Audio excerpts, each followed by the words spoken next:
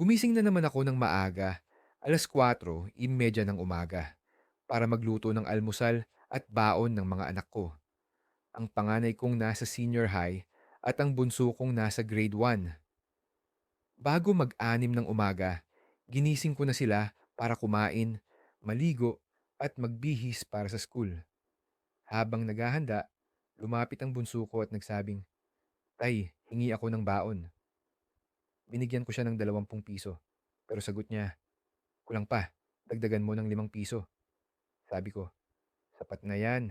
Malaki na ang 20 piso." Napangiti na lang siya. Binigyan ko rin ng baon ang panganay ko bago ko ihatid ang bunso ko sa school na malapit lang naman sa amin.